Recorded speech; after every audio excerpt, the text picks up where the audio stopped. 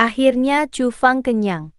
Ia merasa sangat puas, tubuhnya hangat, dan ia berbaring telentang di kursi, tidak ingin bergerak. Sekarang ia merasa nyaman secara fisik dan mental.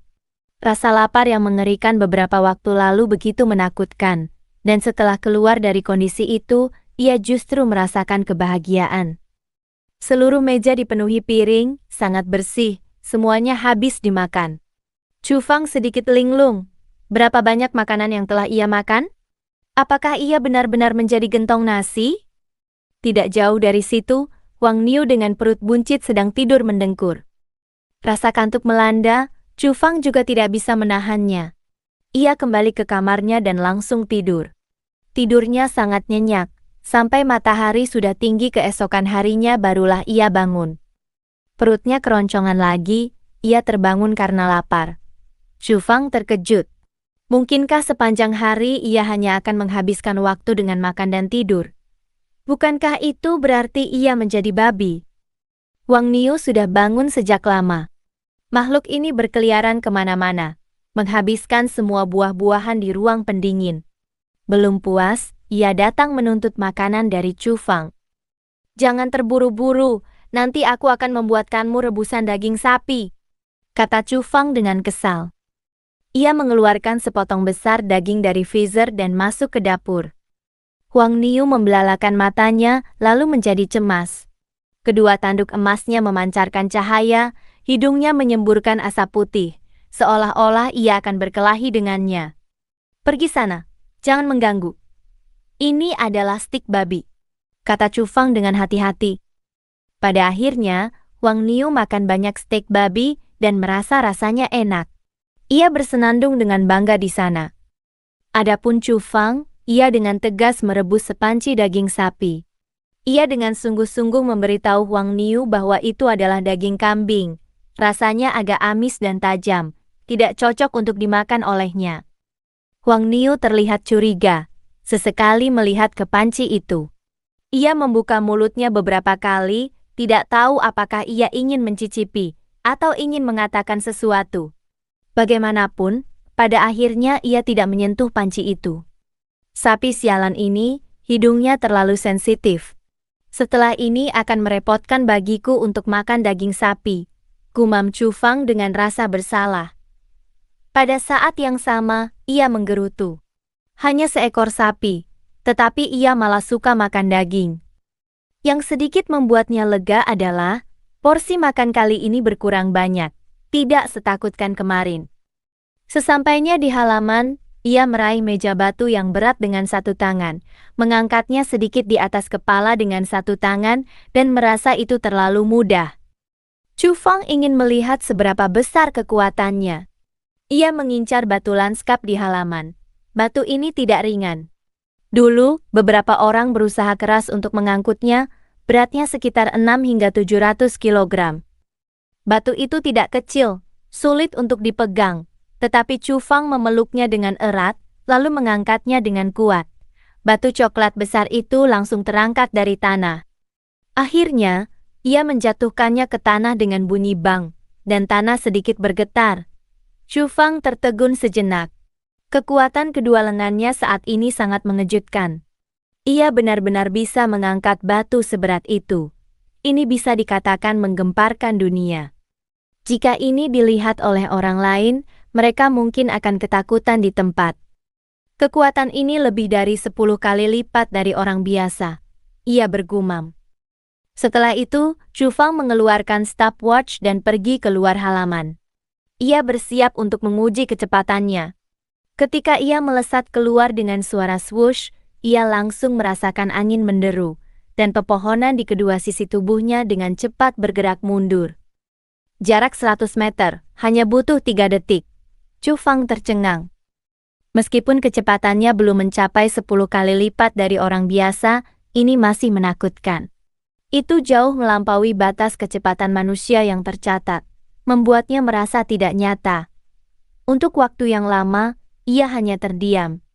Selanjutnya, ia melakukan berbagai upaya, penglihatan, kemampuan menahan serangan, reaksi saraf, pendengaran, dan lain-lain. Tentu saja, Semuanya ia lakukan sendiri secara kasar, tidak terlalu standar. Nilai-nilai ini semuanya meningkat secara signifikan dari beberapa kali lipat hingga 10 kali lipat. Chu Fang terkejut dan senang. Otot-ototnya sedikit berkilauan, seolah-olah telah menyelesaikan transformasi. Dan samar-samar, tubuhnya memancarkan aroma harum yang samar. Ini agak mirip dengan apa yang dicatat dalam buku-buku sejarah tentang para Taois tua dan biksu terkemuka di usia senja. Fisik mereka bersih dan memancarkan aroma harum, dan tubuh mereka tidak membusuk setelah meninggal, yang dianggap sebagai misteri yang belum terpecahkan. 2 hari berikutnya, Chu Fang tidak keluar rumah. Ia diam-diam merasakan perubahan pada dirinya, dan masing-masing melakukan teknik pernapasan khusus sekali di pagi dan sore hari. Ia menemukan bahwa nafsu makannya kembali normal, dan perubahan pada dirinya juga cenderung stabil. 2 hari ini, Huang Niu sangat malas. Ia ingin tidur sepanjang hari. Namun seiring berjalannya waktu, ia juga berangsur-angsur kembali normal, dan mulai ingin memainkan alat komunikasi Chu Fang lagi. Ketika Chu Fang melihatnya, kedua alisnya terangkat. Mengingat kejadian terakhir, ia masih merasa tertekan sampai sekarang. Itu sangat memalukan, dan tidak ada yang akan percaya penjelasannya. Raja Iblis Banteng, aku peringatkan kau, jangan sentuh alat komunikasiku, atau aku akan marah padamu. Wang Niu tidak terima. Aku ada urusan di luar sekarang, aku tidak punya waktu untuk berdebat denganmu, kata Chu Fang. Ia ingin menemui dokter tua Wang lagi untuk pemeriksaan tubuh. Tiba-tiba ekspresinya berubah. Ia menatap Huang Niu dan tersenyum. Katanya, sebenarnya, jika kau ingin memainkan benda ini, mudah saja. Aku akan membelikanmu yang baru. Ketika mendengar Chu Fang mengatakan ini, Huang Niu sangat senang, tetapi kemudian ia menunjukkan kewaspadaan. Ia mundur 2 langkah, menatapnya dengan mata sapi yang membelalak. Sapi sialan, tatapan macam apa itu? Apa maksudmu? Jangan gunakan hati serigalamu bukan hati sapi dan paru-paru sapi untuk mengukur kemurahan hatiku. Chu Fang menatapnya. Huang Niu mencibir. Begini saja, selain teknik pernapasan khusus itu, apakah kau punya trik aneh lainnya? Ajari aku beberapa, dan aku akan membelikanmu alat komunikasi baru. Chu Fang tersenyum palsu. Huang Niu menyeringai, dan langsung tertawa mengejek. Tampaknya seperti mengatakan, ekor rubahmu sudah terlihat ya? Chu Fang sangat tenang, sama sekali tidak merasa malu. Katanya, alat komunikasi adalah harta karun rahasia. Dengan menguasainya, kau dapat mengetahui peristiwa besar yang terjadi di seluruh dunia. Pikirkanlah. Setelah berbicara, ia mendorong pintu dan pergi. Selama 2 hari ini, udara di kota Qingyang terasa sangat segar. Menarik napas dalam-dalam, ia merasa segar. Chu Fang berpikir keras, apakah ini disebabkan oleh mutasi dunia? Samar-samar dapat dilihat, beberapa gunung besar di kejauhan mengeluarkan kabut dengan berbagai warna, menyebar di udara, membuat area ini semakin segar. Di depan klinik dokter tua Wang, ternyata ada banyak orang. Chu Fang mengantre di urutan terakhir, dan baru lama kemudian gilirannya tiba. Apakah begitu banyak orang sakit? Tanya Chu Fang. Dokter tua Wang melihatnya dan langsung tersenyum. Ia mengajaknya ke halaman dalam. Jelas tidak ingin orang luar tahu tentang keistimewaan Chu Fang, ia sangat peduli. Kau salah. Orang-orang ini memang memiliki beberapa penyakit kecil sebelumnya. Tetapi 2 hari terakhir ini penyakit kronis mereka berangsur-angsur hilang dan tubuh mereka semakin membaik. Chu Fang terkejut. Setelah berpikir sejenak, ia menunjukkan ekspresi aneh. Apakah ini ada hubungannya dengan perubahan dunia ini? Ia menebak. Seharusnya begitu. Lihatlah puncak-puncak gunung di kejauhan. Kabut yang mereka keluarkan sepertinya mengandung beberapa zat khusus yang sangat bermanfaat bagi tubuh manusia. Dokter tua Wang mengangguk. Ia juga merasa sangat terkejut. Beberapa hari ini ia melihat banyak orang dengan penyakit lama yang berangsur-angsur membaik. Kebanyakan orang yang datang hari ini karena mereka merasa tubuh mereka menjadi lebih nyaman dan datang ke sini untuk pemeriksaan dan konfirmasi. Awalnya dunia ini berubah drastis dan orang-orang panik, tetapi sekarang tampaknya tidak seburuk yang dibayangkan, keluh Dr. Tuawang. Selama beberapa hari ini, orang-orang biasa merasa bersemangat dan perubahannya signifikan. Ini membuat orang-orang terkejut dan senang. Chufang melihat ke kejauhan. Di gunung-gunung purba itu ada banyak burung buas dan monster aneh. Jika mereka keluar, pasti bukan pemandangan damai seperti sekarang. Misalnya, katak yang dilihat Zhou Chuan, sebesar batu penggiling, dapat mengejar berbagai binatang buas, menjatuhkan gajah, dan menganggapnya sebagai makanan. Dr. Tuawang memeriksa Chufang sekali lagi, dan dengan sabar melakukan beberapa rangkaian tes kebugaran fisik. Akhirnya, ia sangat terkejut memastikan bahwa fisik Chufang telah meningkat lagi. Kali ini, Chufang menyelesaikan lari 100 meter hanya dalam 2,5 detik, yang benar-benar membuat orang tua itu sangat terkejut. Dan kekuatannya telah mencapai 12 kali lipat dari orang biasa. Pendengaran, reaksi saraf, penglihatan, dan lain-lain juga lebih menakjubkan dari terakhir kali. Ini sungguh luar biasa. Mungkinkah ini bisa terus meningkat? Gumam Dr. Tuawang, sedikit linglung. Kurasa sudah mencapai puncaknya untuk saat ini, karena selama 2 hari ini, aku merasa tubuhku berangsur-angsur stabil, dan nafsu makanku juga kembali normal. Itulah mengapa aku datang untuk pemeriksaan lagi. Chufang memberitahu yang sebenarnya. Meskipun begitu, ini sudah seperti mitos. Dr. Tuawang sulit menenangkan pikirannya. Tiba-tiba, ia mengendus lagi dan berkata, "Aku terus mencium aroma harum yang samar.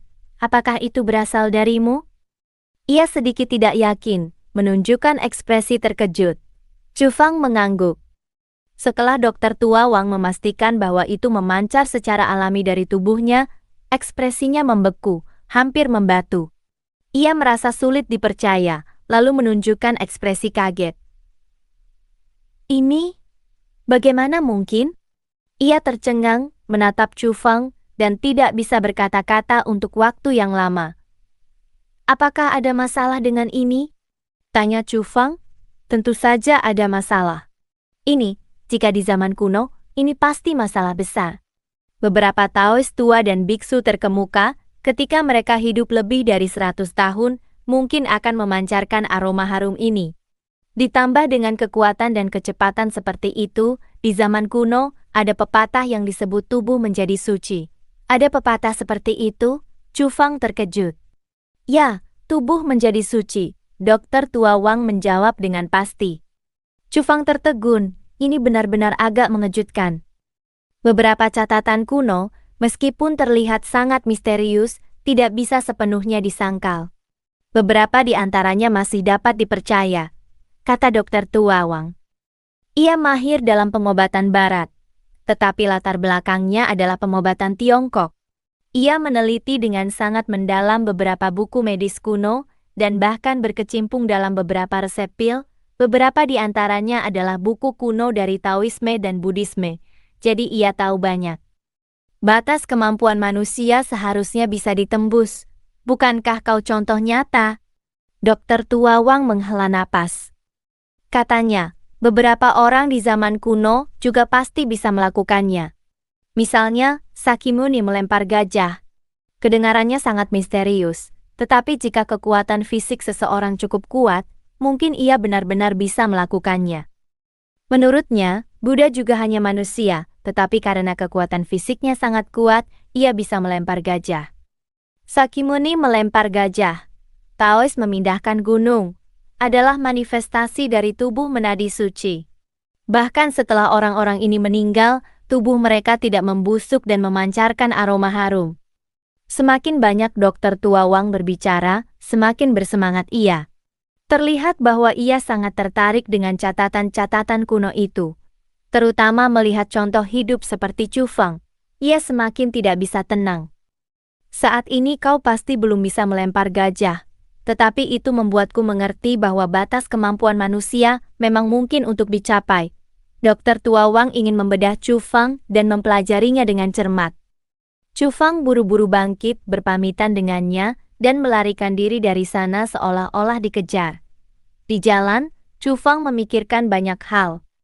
Ketika ia hampir sampai di rumah, ia mendengar suara angin menderu di halaman, disertai dengan guntur, suaranya sangat besar. Apa yang terjadi? Ia sedikit khawatir. Jangan-jangan Raja Iblis Banteng membuat masalah lagi? Chu Fang melangkah masuk ke halaman dan langsung tercengang. Ia melihat Wang Niu berdiri dengan kedua kaki belakangnya, kedua kaki depannya bergerak-gerak. Ia sedang berlatih tinju. Angin besar berhembus kencang, guntur menderu. Semua ini keluar dari tubuhnya. Apakah ini semacam jurus tinju? Seekor sapi, ia bisa jurus tinju.